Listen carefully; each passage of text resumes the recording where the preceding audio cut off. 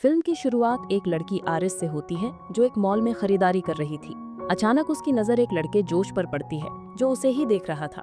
पहली ही नजर में दोनों को प्यार हो जाता है और इसके बाद वे एक साथ रहने लगते हैं। उनके साथ रहते हुए काफी समय बीत जाता है। एक दिन जोश उसे अपने साथ एक यात्रा पर ले जाता है। ये जगह जोश के दोस्त का घर था जहाँ उसके सभी दोस्त इकट्ठा हो रहे थे। जल्द ही आरिस और जोश वहाँ पहुँच जाते हैं। वहाँ उनकी मुलाकात जोश की एक दोस्त से होती है। जब वे अंदर जाते हैं तो वे घर के मालिक को देखते हैं जो उनके दोस्त थे और बहुत अमीर थे क्योंकि वो एक माफिया भी थे। उन्होंने ही सभी को अपने घर आने का न्योता दिया था। यहीं पर पैट्रिक और उसका दोस्त दिखाई देते हैं जो एक दूसरे से बहुत प्यार करते थे। खैर रात हो जाती है और सभी दोस्त खूब मस्ती करते हैं, नाचते हैं और मौज मस्ती में डूब जाते हैं। अगली सुबह आरिस और जोश घर के पास बनी नदी के बारे में बात कर रहे थे। आरिस कहती है चलो वहाँ चलते हैं, बहुत मजा आएगा। जोश जवाब देता है तुम जाओ, मैं नहा के आता हूँ। इसके बाद आरिस अकेले नदी के किनारे पहुंचकर खड़ी हो जाती है। जब उसने अपनी जेब में हाथ डाला तो उसे चाकू मिलता है। ये देखकर वो हैरान हो जाती है और सोचती है ये मेरी जेब में कैसे आया। तभी घर का मालिक वहां आ जाता है जिसके कारण आरिस जल्दी से चाकू वापस रख लेती है। जब वो जाने लगती है मालिक कहता है यहीं बैठ जाओ, बातें करते हैं। आरिस रुकना नहीं चाहती थी लेकिन उसके कहने पर रुक जाती है। फिर मालिक एक अजीब बात कहता है तुम मेरे पेट पर लोशन लगा दो। ये सुनकर आरिस को बुरा लगता है लेकिन वो ऐसा करने लगती है। मालिक की हरकतें यहीं नहीं रुकती, वो आरिस का हाथ पकड़ लेता है और उसे अपने बहुत करीब खींच लेता है। आरिस को ये बहुत बुरा लगता है और वो बार बार कहती है तुम ये क्या कर रहे हो, मुझे छोड़ दो, ये बहुत गलत है। लेकिन मालिक कहता है कोई समस्या नहीं है मेरी जान, जैसा मैं कह रहा हूँ वैसा करो। इससे आरिस को गुस्सा आ जाता है और वो एक बोतल उसके मुंह पर मार देती है। गुस्से में मालिक उसे जोरदार थप्पड़ मारता है जिससे वो नीचे गिर पड़ती है। इसके बाद दोनों के बीच हाथापाई शुरू हो जाती है। मालिक आरिस का गला जोर से पकड़ लेता है और वो लगभग मरने वाली होती है। अपने बचाव में आरिस निकालकर उसकी गर्दन में घोंप देती है जिससे मालिक की मौके पर ही मौत हो जाती है। कुछ देर बाद खून से लथपथ और हाथ में चाकू लिए आरिस अपने दोस्तों के पास पहुंचती है। वो कहती है मैंने उसे मार डाला, मैं ऐसा नहीं करना चाहती थी लेकिन उसने मेरे साथ जबरदस्ती करने की कोशिश की और मेरी जान लेने वाला था। जोश उसके पास आता है और कहता है शट डाउन, बंद हो जाओ। जैसे ही वो ऐसा कहता है आरिस बंद हो जाती है। उसके बंद होते ही वे उसे कुर्सी पर बिठाकर बांध देते हैं। इससे पता चलता है कि आरिस कोई इंसान नहीं बल्कि एक ह्यूमनॉइड रोबोट है, ऐसा रोबोट जो इंसानों जैसा दिखता है। पैट्रिक का दोस्त जोश से कहता है ये तो एक मशीन है, ये किसी की जान कैसे ले सकती है, ये खतरनाक भी नहीं है। जोश जवाब देता है तुम अभी यहाँ से जाओ, मैं इससे बात करता हूँ और सब समझा देता हूँ। फिर वो उसे दोबारा चालू करता है। आरिस अभी भी घबराई हुई थी और बार बार कह रही थी मुझे माफ कर दो प्लीज, मैंने ये जानबूझकर नहीं किया। जोश कहता है तुम्हें उसकी जान नहीं लेनी चाहिए थी, वो तुम्हें कुछ नहीं कहता, जानते हो क्यों? क्योंकि तुम इंसान नहीं एक रोबोट हो। ये सुनकर आरिस चौंक जाती है क्योंकि उसे पहले ये बात पता नहीं थी। वो कहती है ऐसा नहीं हो सकता, अगर मैं रोबोट हूँ तो सब कुछ कैसे महसूस कर सकती हूँ, मैं हर चीज को समझती हूँ, तुम्हारे लिए भावनाएं और प्यार रखती हूँ, हमने इतना वक्त साथ गुजारा है और कई यात्राओं पे गए हैं। जोश जवाब देता है तुम सिर्फ एक मशीन हो, ये सारी भावनाएं और यादें तुम्हारे सिस्टम में डाले गए प्रोग्राम है। इसके बाद कहानी उस समय में चली जाती है जब एक रोबोटिक कंपनी आरिस को जोश के घर लेकर आई थी। कंपनी वालों ने जोश से कहा था ये कोई साधारण रोबोट नहीं है, ये बिल्कुल इंसान जैसी है और इंसानों जैसे जज्बात रखती है। तुम इसके साथ एक बार प्यार और दोस्ती का रिश्ता बना लो, फिर ये हमेशा तुम्हारे साथ रहेगी और तुमसे प्यार करेगी। जब आरिस का सिस्टम पूरी तरह सक्रिय होता है जोश उसके सामने बैठता है। आरिस उसका चेहरा स्कैन करती है और उसके साथ प्यार का रिश्ता जोड़ लेती है। इसका मतलब ये था कि फिल्म की शुरुआत में मॉल वाला दृश्य वास्तव में हुआ नहीं था, वो सिर्फ आरिस की यादों में डाला गया था। इस तरह उनके प्यार का रिश्ता बनता है। आरिस को लगता है कि वो जोश के साथ सालों से रह रही है लेकिन सच ये है कि उन्हें मिले अभी एक हफ्ता ही हुआ था। जोश उसे बताता है तुम्हारी आंखों से जो निकलता है वो आंसू नहीं बल्कि पानी है, तुम्हारे अंदर एक टैंक है जो दुखी या भावुक होने पर अपने आप पानी छोड़ता है।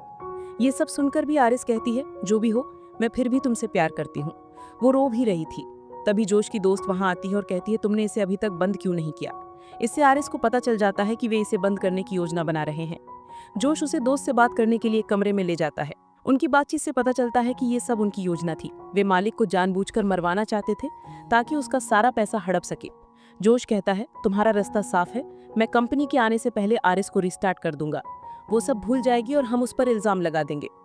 उधर आरिस को वही चाकू नीचे मिलता है, उसे लेने के लिए वो कुर्सी खिसकाती है और नीचे झुकती है।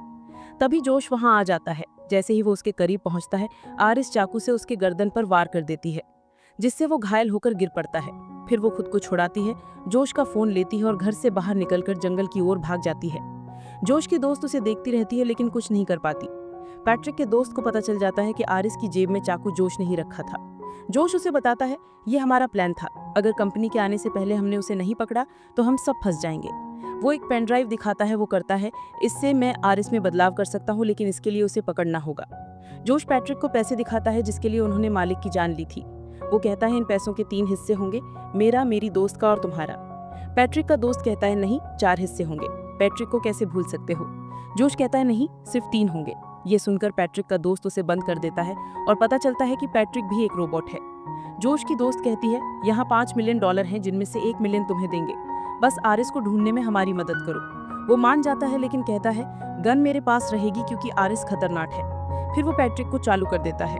इधर आरिस भागते हुए जंगल में काफी अंदर पहुंच जाती है। जोश का फोन उसके पास था और उसे पासवर्ड पता था। वो फोन चालू करके अपनी सेटिंग्स में बदलाव करती है। उसे इंटेलिजेंस का विकल्प मिलता है जो 40% था। वो इसे 100% कर देती है जिससे उसका दिमाग तेज हो जाता है। चारों दोस्त जंगल में उसे ढूंढने आते हैं। जोश कहता है हमें 2-2 की टीम बनाकर उसे ढूंढना होगा।